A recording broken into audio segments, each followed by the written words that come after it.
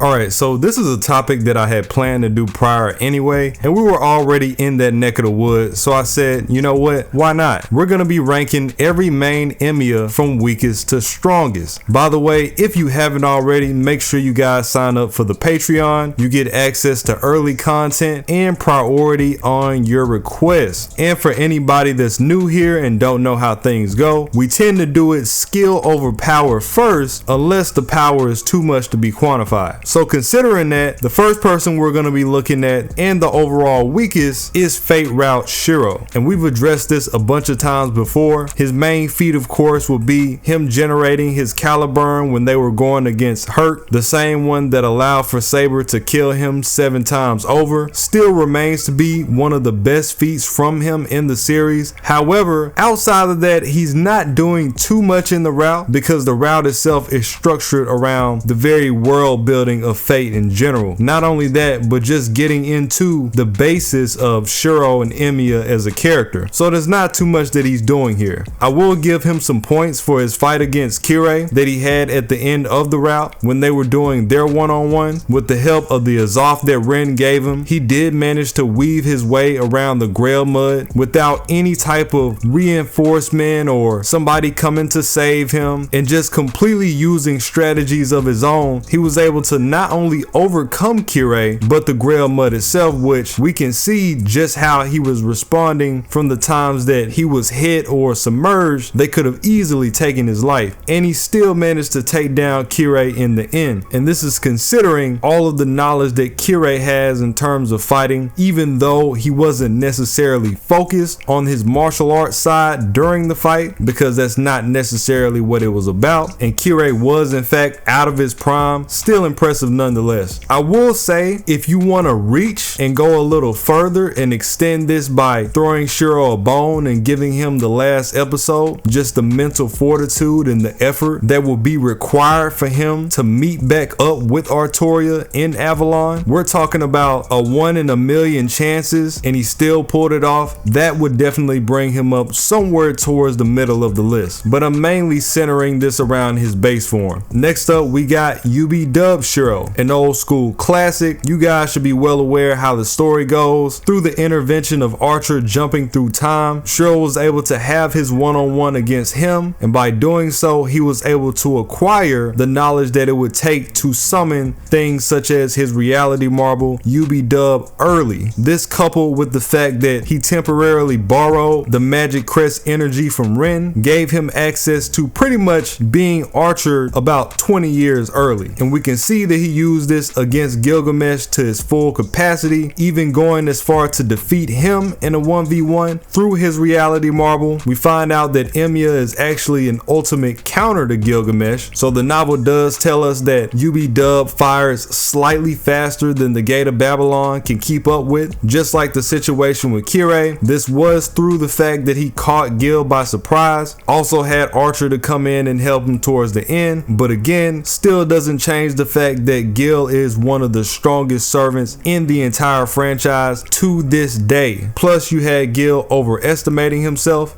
underestimating Shuro. It's still something that you can't take away from him. Next up, we got Heaven's Field Shuro. And I know it sounds crazy that I'm going through a straight line like this. I promise it's just coincidence. But for Heaven's Field Shuro, knowing his situation in that route, he did acquire Archer's arm, so he was able to take the driver's seat for majority of the route in comparison to what he was capable of doing in the other two. And in doing so, by having Archer's arm, we do see that he's able to hold his own in situations like him going against the Darkened Heracles, where he used his 9-bullet revolver to straight up obliterate Heracles in literal seconds. Again, Heracles is also one of the strongest in the franchise, and although he did have the arm of a heroic spirit, Shuro's still a human, so this is huge by any standard. Situations like him ensuring the survival of Medusa when she was going against Salter by the help of his Roaius deflecting majority of her Excalibur Morgan Blast. That's huge in and of itself, especially considering that Medusa is a servant. She should be able to hold her own, and she still had Shuro be the one to come in and make sure that they were able to make it out okay. But the greatest thing that I find is something that comes from one of the bad ends, and of course that is the Sparks Liner High ending. We've covered that on the channel also, where you have Shuro go up against Salter in the exact same situation, but this time around it's a 1v1. So he has Archer's arm, he's utilizing the best of his techniques, the best of his abilities, his movements, his strategies, he's using over edge, and he actually was able to beat Salter even while still being a human. However, he wasn't able to finish her off and get the kill because his body had timed out on him and he literally self-destructed before he finally finished the match. So given a circumstance where he actually was capable of going forward, yet another top servant that he was able to take out by his own right, that's a big win on his part. Coming in next, we have EMIYA Assassin, aka Counter Guardian Kiritsugu. Really dope transition from his original self. We know from the main canon that Kiritsugu is a person that was able to win the 4th Grail War by his own strategies. So if you consider his potential in that right, added on to the fact that now he's a servant, he still has his Thompson contender, his power has been massively increased, his speed has been taken up to match, and with him now being a counter guardian, he essentially has bolstered his strategy game tenfold, considering that that's literally what a counter guardian bases their entire existence around. Under regular circumstances, he's given many people a lot of trouble. It's unfortunate the robbery of the amount of screen time that he doesn't get, because it's very obvious that he will be able to take down many servants, but even knowing that, I gotta bring him at least here. Muramasa, that being the same swordsmith that hijacked Shuro's body, but it is Shuro's body nonetheless, so we gotta give him the credit first. In this variant, Muramasa does have his own version of a reality marble that extends from Shuro's experience, the body of Shuro being around 28 at this time. We can see through the story of Shimosa that Muramasa was able to perfect his blade that can cut through concepts, which is a huge feat that only a certain amount of servants can replicate, cutting through things such as fate, karma, and destiny. And even through the story of Shimosa, we've seen that when Amakusa Shuro tried to use his reality marble, Muramasa was able to chop through the entire thing like it didn't exist. He's tackled multiple servants with Kirei and Lost Belt 5, it being said through the story that they couldn't hold a candle to them, and I will give him some points of his survival against Fairy Knight Lancelot. Although he wasn't capable of defeating her, she is an extremely powerful servant, one of the highest as of late, especially in that chapter itself. It's a lot to hang up with, but he did survive being chucked into a massive hole, which under normal circumstances most servants wouldn't have been able to get back out of. That's a huge nod to his level of survival, just wasn't able to secure the win. Then we got Miyuverse Shuro, a personal community favorite. We see by the help of Shuro using the Archer card that he was able to actualize himself as his own variation of EMIYA and pretty much beat everybody in the war except Angelica in one night. This man soloed an entire Grail War in a night, just learning about these powers outright. He was still young at the time, and he's beating people like the Ainsworths, even though they had the King Arthur card, or Canef, even though he was merged with Cuchulainn. The man is a literal beast here, and you gotta give him his credit. Next we have EMIYA Alter, he too being one that has reached his counter guardian state. He's a lot more brutal than normal, so on top of everything that he's known before, he does have his own version of Shuro's reality marble, Unlimited Lost Works, and I'm really surprised to have him here because a while back I would have had him further back on the list. But if you guys have been following the channel, with the recent updates that we've had this past year, it's pretty much been confirmed that Mind of Steel Shuro leads into the EMIYA Alter variant. So if we take that into consideration, we also have to bring the Mind of Steel bad end from Heaven's heaven's field into the equation. And by the knowledge of that bad end, we know that Shuro on his Dolly was able to solo the Grail War and even confirm that he would take out everybody that was in it. This includes Zoken, Ren, Ilya, and anybody else that happened to get involved as well. You have to consider that Salter was still there, Herc, and even Cursed Arm Hassan was still around. Not saying he's the one that dealt with all of them specifically, but he's still the one that came out on top. That's huge. Next we have base form EMIYA, and this is pretty much every EMIYA that's involved throughout the first 3 routes. So this is where we give him the feats of going against Heracles in the first route and beating him 6 times before he finally lost his life, surviving against Cucullin and UB-Dub by the use of his role Ias, even though Cucullin used a phantasm against him that should have finished him off with relative ease, or even his survival in the Heaven's Field route when he was protecting the squad against the shadow itself, which is essentially a borderline omnipotent existence, at least by his standard as a servant, and he was still able to survive, protect them, and still get off the transplant that he had with Shuro in that same route. Moving right along, we have Counter Guardian EMIYA. This should have been fairly obvious. He's being empowered by the world. He has eons worth of experience from fighting some of the strongest creatures, some of the strongest humans, dealing with some of the worst circumstances throughout several points in history, and still living to tell the tale. This would just be his base form, bolstered to whatever degree the world decides to give him. But whatever that degree is, it definitely will be better than anything a regular servant can handle, a regular human can handle, and some of the best potential that we've ever seen him be capable of. And lastly, you guys should already know, you may have missed the video where I covered it, but without a shadow of a doubt, we do know that Fate Extra EMIYA is confirmed to be the strongest out of all variants outright by the laws of the Extraverse. Not only is he pretty much uncapped in terms of strength, in terms of speed, in terms of utility, unlike his other forms, but this goes even further when you have him go up against an actual premeditated beast, that being Kiara, plus considering his fight against Bibi in the main storyline, where he's bolstered by his very own unique mystic code, this being his mythological mystic code. And the reason this is so devastating is because the very fact that he was able to hang with these entities mean that this code is at least light speed in terms of travel, because travel speed and movement speed aren't the same, and going into beast territory in terms of power. There's nobody on this list that can top a feat coming in close to that. You do have EMIYA Alter going against Kiara, but that was just him cleaning up the scraps, and outside of the support that the story forcibly gives you, they do give it to all the main servants. This is him real deal facing off against these entities on his own merits. Whatever form he decides to come in, you will be in a ride for an impressive showcase.